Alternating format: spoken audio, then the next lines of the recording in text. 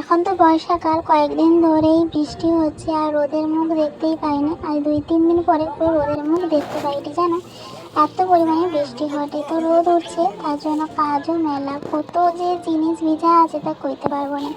সব ভিজা জিনিসগুলো ছাদে নিয়ে আসছি। এই অবস্থাতে প্রচণ্ড পরিমাণে কষ্ট হয়েছে। কষ্ট হলে কি করব, আমার জিনিসগুলো আমাকে তো করতে হবে, কেউ তো আর করে দেবে না। তো তার জন্য ভিজা জিনিসগুলো ছাদে নিয়ে এসেছি। আর আমার মেয়ে এই কয়েকদিন বৃষ্টি হওয়ার জন্য বিছনায় হিসিও করে দিয়েছে। তো সেই 2-3টে গাঁথা ছাদে নিয়ে এসেছি মেলার জন্য। তো ওইগুলো মেলে দিয়ে এখন আমি স্নান করে নিয়েছি। তো স্নান করে নেওয়ার পর পুজোটা করে নিই। আর আমার কাছে মনে হয় ঠাকুর পুজোটা করাটা আমার কাছে বেশি ইম্পর্টেন্ট, আর এটাই হচ্ছে আমার কাছে বড় কাজ। এই কাজটা হয়ে গেলে তারপরে মনে করি যে বাকি সব কাজগুলো একটু একটু করে হবে। তো এই কাজটা করে নেওয়ার পরে আমার অনেক কাজ মাথার ভিতরে শুধু ঘুর করছে, কখন করব ওই কাজগুলো, সেটাই হচ্ছে আমার মাথার ভিতরে এখন ঘুর করছে। তো ঠাকুর সেবা তো আমার পুরো কমপ্লিট। আর আজকে ছিল ঠাকুরের সেবা, শশা ছিল আর নকুনদানা। রোজ না সব রকমের ফল দেই না, যখন ফল নিয়ে আসে আজ একটা কাল একটা করে দিয়ে দিই জানো। আর এদিকে দেখো সব গাঁথাগুলো মেলে দিয়ে এখন বিছানাটা গুটিয়ে দিয়েছি।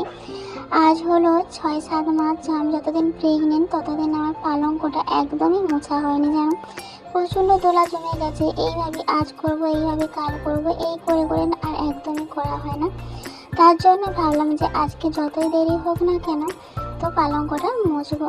তো ওদিকে আমি হাঁড়ি চালাটা ধুয়ে দিয়ে আনাজ কেটে দিয়ে বান্না পেটে দিয়ে আমি শাশুড়ি মাকে দিয়ে এসেছি। বললাম তুমি আজকে রান্না করো, আমি এই কাজগুলো সেরে নিই। যেহেতু আজকে বাইরে অনেকটাই রোদ উঠেছে, তার জন্য ভাবলাম পালঙ্কটা আজকে মুছেই নিই, আর পালঙ্কটা শুকিয়েও যাবে। এদিকে কিন্তু আমার পালঙ্কটা মোছা প্রায় কমপ্লিট হয়ে গেছে। আর দেখো কত সুন্দর পরিষ্কার লাগছে। আর পালঙ্কটা মুছে সবাই বসেছি, আর দেখি না আমার মেয়ে এসেও হাজির হয়ে গেছে। ওকে বলছি তুমি স্কুলে কী দিয়ে ভাত খেলে। তো ওদের আজকে স্কুলে রান্না হয়েছিল আলু পটলের তরকারি আর ডাল হয়েছিল। স্কুলটাতে রোজ কিন্তু ডিম হয় না, ওই সপ্তাহে একদিন করে ডিম হয়। সরকারি স্কুল তো, সরকারি স্কুল হলেই যা হয় অবস্থা। আর ওকে আমি একটু একটু করে ওর কাজগুলো আমি একটু শিখিয়ে দিচ্ছি, যে স্কুল থেকে এলে ব্যাগটা কোথায় থাকবে, হাত পা ধুয়ে আসতে হয়, জল খেতে হয়, ওকে একটু একটু করে শেখাচ্ছি, যাতে আমার বেবি হওয়ার পরে মানে ওর কাজটা যেন ও করতে পারে, তার জন্য ওকে চেষ্টা করছি।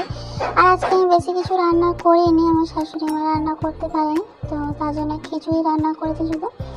আর এতে শুধু আমারটাই ছিল, আর কারণ তারা ওদের সবার খাওয়া হয়ে গেছে।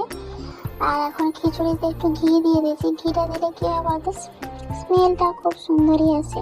এদিকে আমি মেয়েকে জিজ্ঞাসা করেছিলাম তুমি কি খাবে, বলো না আমি খাবো না, আমি তো স্কুল থেকে খেয়ে এসেছি, তো এখন খাবো না, ও বিকেলে ঘুম থেকে উঠেই খাবে বলছে।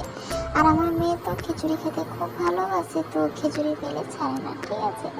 আর এদিকে দেখো আমার বাবা আম যে নিয়েছিল, এই একটাই অবশিষ্ট ছিল, এটা আমি এখন কেটে নিয়েছি আর মেয়েকে হাফটা দিয়েছি আর আমি খেয়ে নিয়েছি। তো ও তো আম মানে দেখলেই পুরো পাগল, আম খেতেও খুব ভালোবাসে, তার জন্য। আর আমি মা হয়ে মেয়ে খাবে না, আমি কী করে খেয়ে নেবো বলো। তো তার জন্য ওকে একটু দিয়েছে, আর আমিও এখানে খাচ্ছি খিচুড়ি আর আম। খিচুড়িটাতে না আজকে জল একটু বেশি হয়ে গেছে, তার জন্য খিচুড়িটা আজকে একটু অন্যরকম স্বাদ হয়েছে।